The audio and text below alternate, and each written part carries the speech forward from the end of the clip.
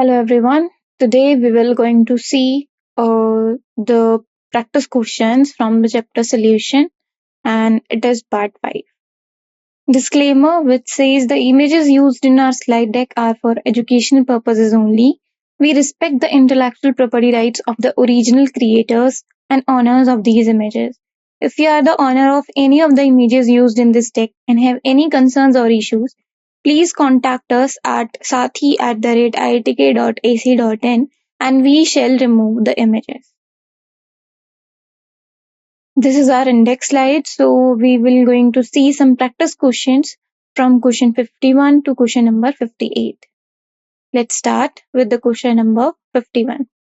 The elevation and boiling point of a solution of 13.44 gram of CuCl2 in 1 kg of water using the following information will be: molecular weight of CuCl2 is given as 134.4 and the Kb is given as 0.52 Kelvin mole inverse. Options are 0.16, 0.05, 0.1 or 0.2. So we have to calculate the elevation in boiling point of the solution, and you have 10 seconds to solve this question. After that, we will see what will be the answer.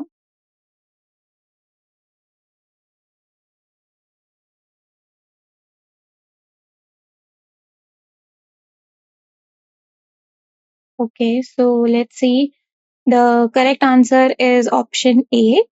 So we have the CuCl2, which is dissociating into Cu2 positive and 2Cl negative.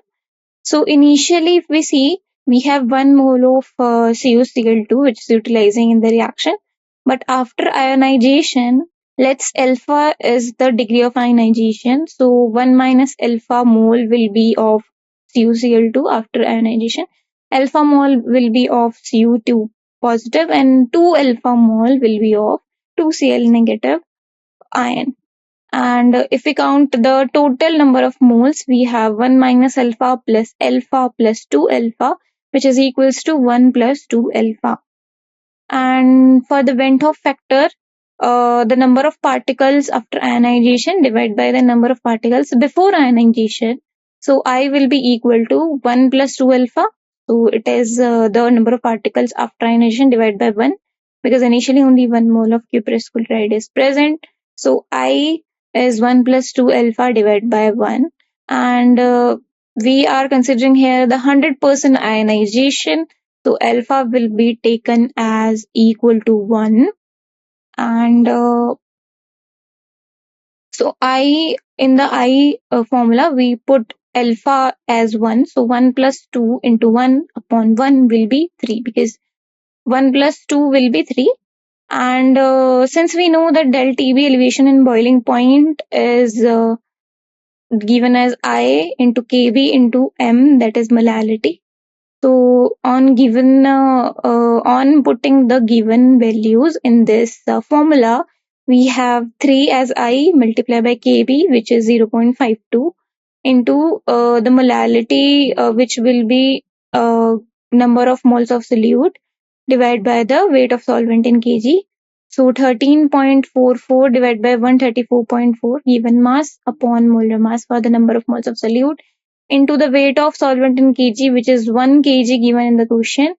So it will be equal to 0.156, which is equivalent to 0.16 degrees Celsius temperature, right? And hence our option A, which is 0.16, is correct. Okay. Okay. Let's move to the next question, question number 52. How many milliliter of 0.1 molar HCl are required to react completely with 1 gram mixture of Na2CO3 and NaHCO3 containing equimolar amount of these two? So options are 157.8 milliliter, 0.1578 milliliter, 210.4 milliliter, or 105.2 milliliter. So we have to find out the milliliter or volume of this 0.1 molar solution. So you have 10 seconds to solve this question. After that, we will see the answer.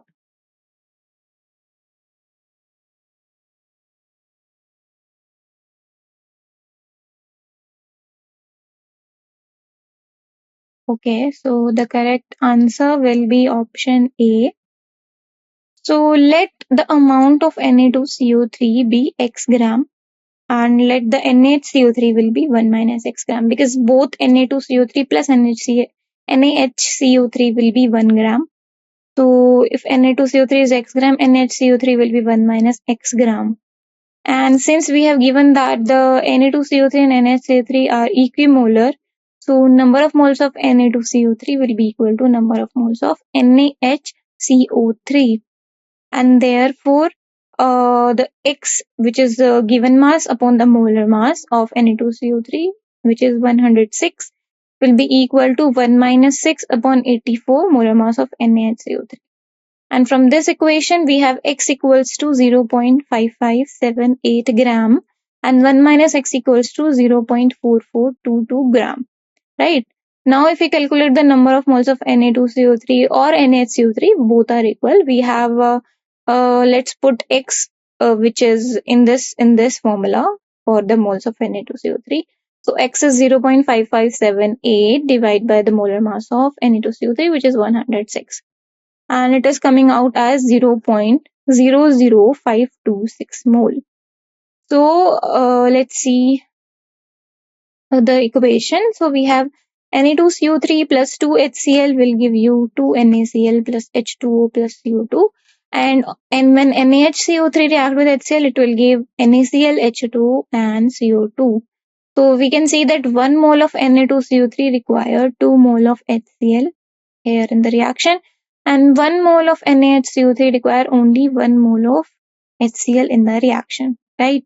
So on equating the M1V1 equals to M2V2 plus M3E3, or we can say that milli-equivalents of HCl will be equal to milli-equivalents of Na2CO3 plus milli-equivalents of NaHCO3.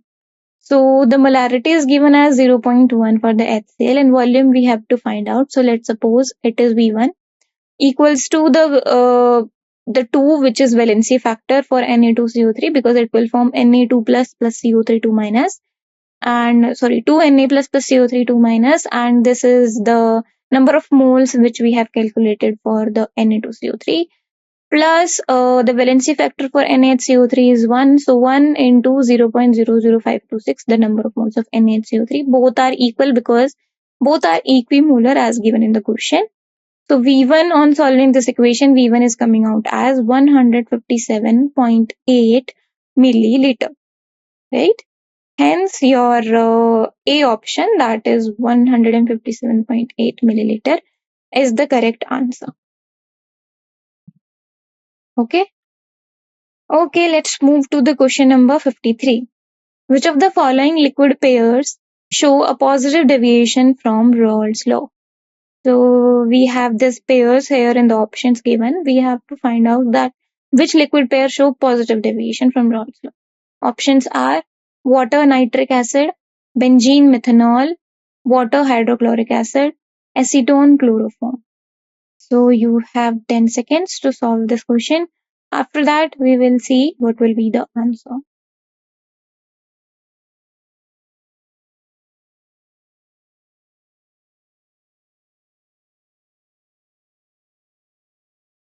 Okay, so let's see. It has answer is B. Correct option is B. Water and hydrochloric acid and water and nitric acid form miscible solutions.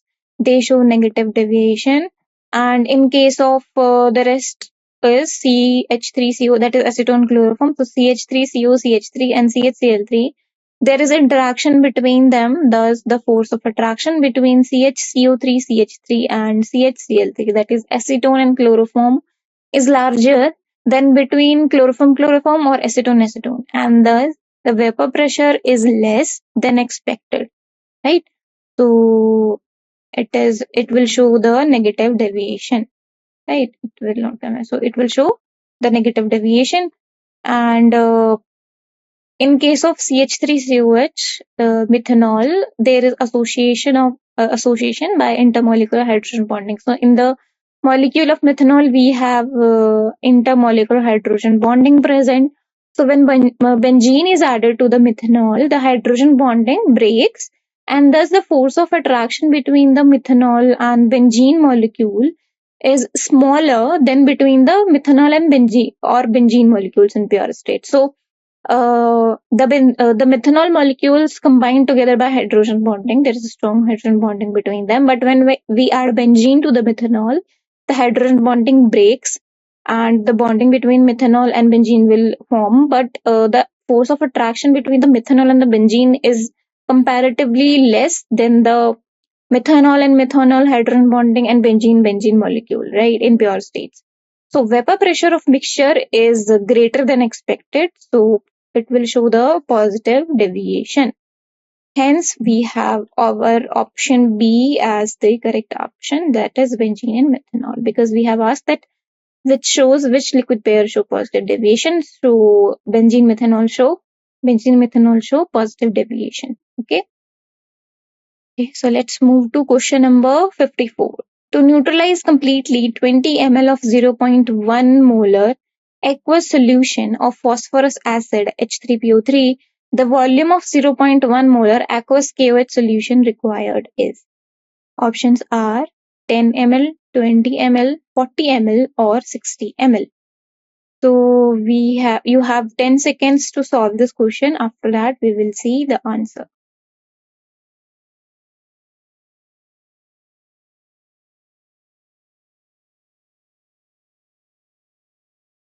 Okay, so let's see. Correct answer is option C. So H3PO3 we know is a diabasic acid. That means it contains two ionizable protons attached directly to the oxygen. So H3PO3 dissociate in this manner that it will give 2H positive plus HPO4 2 negative, and 0.1 molar of H3PO4 we can say will be equal to 0.2 normality of H3PO3 because it is a diabasic acid, or and 0.1 molar KOH will be equal to 0.1 normal KOH. So N1V1 will be equal to N2V2, and of course for KOH and H3PO3. So on putting the values, 0.1 V1 equals to 0.2 into 20 because the volume of the phosphorus acid is given, so it will be 20. And on solving this equation, we have V1 equals to 40 milliliter. Thus, our option C is the correct answer for this question. Let's see next question, question number 55. At 10 degrees Celsius, the osmotic pressure of urea solution is 500 mm for Hg. The solution is diluted and the temperature is raised to 25 degrees Celsius. The osmotic pressure of dilute solution is 105.3 mm of Hg at 25 degrees Celsius. The extent of dilution can be shown as. And options are that final volume will be equal to 5 times of initial volume. Initial volume is greater than final volume. Final volume is equals to 4 times of initial volume, or final volume is equals to 6 times of initial volume. So you have 10 seconds to solve this question. After that, we will see what will be the answer.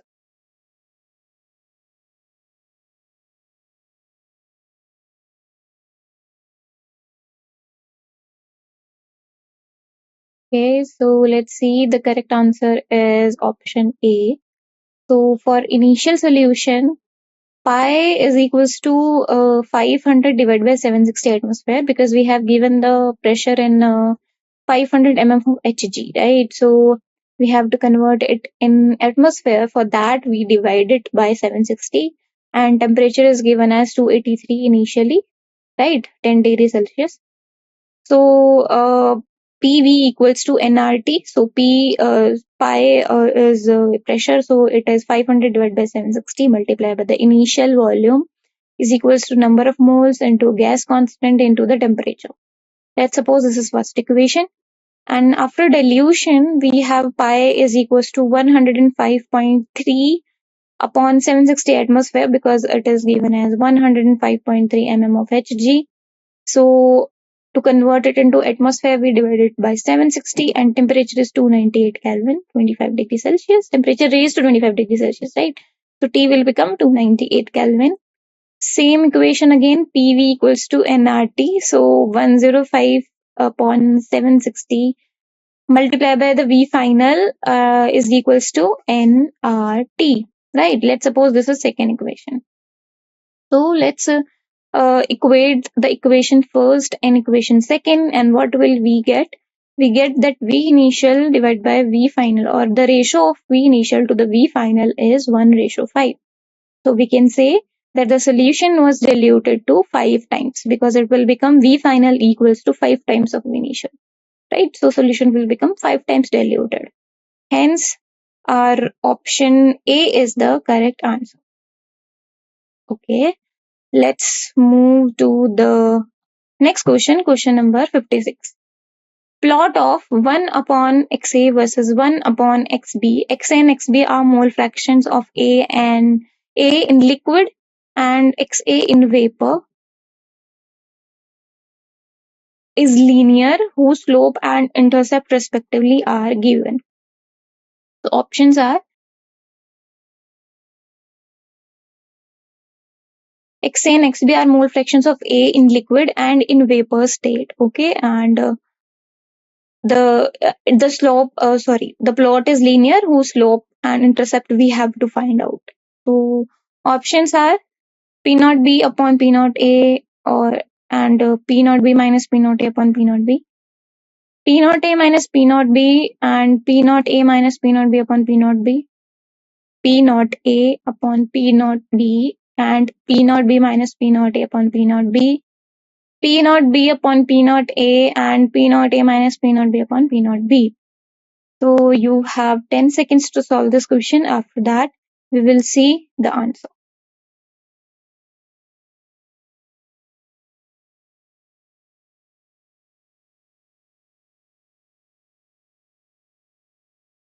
Okay, so the correct answer is option C. So we have XA equals to XAPA naught upon P and XB equals to XBPB naught upon P, right? And on equating these two equations, we can write XBPB naught upon XAPA naught equals to XB upon XA, right? So let's derive it, and PB naught into 1 minus XA. We can write XB as 1 minus XA because the sum of mole fraction in the solution is always equal to 1. So we can write the mole fraction of solute, or the A in vapor state will be 1 minus XA. So PB naught into 1 minus XA upon PA naught into XA will be equal to, here also we write the XB as 1 minus XA upon XA. Now we have our equation in XA terms and PB naught and PA naught terms. Rearrange, we just write PB naught upon PA naught and divide the 1 minus XA by XA. So here also we do the same thing, and then we take 1 by XA aside and PA naught by PB naught into 1 by XA plus 1 minus PA naught by PB naught will be at one side. So 1 upon XA is equals to PA naught upon PB naught into 1 upon XA plus PB naught minus PA naught upon PB naught. On solving this equation, we get this. So if we see this equation, this is the equation of straight line, as we have given the plot of the mole fractions is linear. So this is a equation we derive, which is a equation of straight line, where if we assume that this is the slope and this is the intercept, right? Hence our C option is the correct one. Okay, let's move to question number 57. Two liquids X and Y form an ideal solution at 300 Kelvin. Vapor pressure of the solution containing 1 mole of X and 3 moles of Y is 550 mm of Hg. At the same temperature, if 1 mole of Y is further added to the solution, vapor pressure of the solution increases by 10 mm of Hg.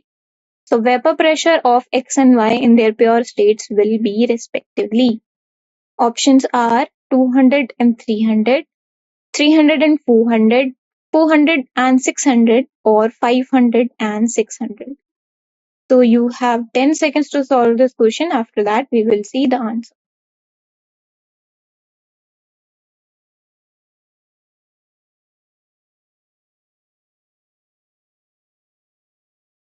Okay, so the correct answer is option C. So according to Dalton's law, we know that the total pressure is equals to the sum of multiple of the vapor pressure in pure state of solute and solvent multiplied by their mole fractions. So putting the values given in the question in this equation, we have 550 as total pressure is equals to PA naught into XA will be 1 by 4 because number of moles of solute upon number of moles of solution plus PB naught into number of moles of solvent upon total moles of solution. And on solving this equation, we get PA naught plus 3 PB naught equals to 2200. And let's suppose this is first equation. Now, when 1 mole of Y is further added to the solution as given in the question, this equation will become 560 equals to PA naught into times 1 by 5 plus PB naught times 4 by 5, right? Because it is given that when the 1 mole of Y is further added to the solution, vapor pressure of solution increases by 10 mm of Hg. So 550 will become 560 and rest is same, right? So only 1 mole for the Y is increased. So we add here for the solvent, the number of moles will be 4 and the total number of moles in the solution will be increased from 4 to 5. Now what will we do? We solve this equation and get PA naught plus 4 PB naught equals to 2800, and let's suppose this is the second equation. Now we subtract the second equation from the first equation and we get PB naught equals to 2800 minus 2200, which is 600 mm of Hg. And now we put this PB naught in the equation first to get the value of PA naught, which is coming out as 400 mm of Hg. Hence, the correct option is C option. That is, the vapor pressure of X and Y in their pure states are 60 and 600 and 400 respectively. Right? Okay, let's move to the next question. Question number 58. 58.5 gram of NaCl and 180 gram of glucose were separately dissolved in 1000 milliliter of water. Identify the correct statement regarding the elevation of boiling point of the resulting solutions. Options are: NaCl solution will show higher elevation of boiling point. Glucose solution will show higher elevation of boiling point. Both the solutions will show equal elevation of boiling point. The boiling point elevation will be shown by neither of the solution. So you have to find out the correct one. You have 10 seconds to solve this question. After that, we will see the answer.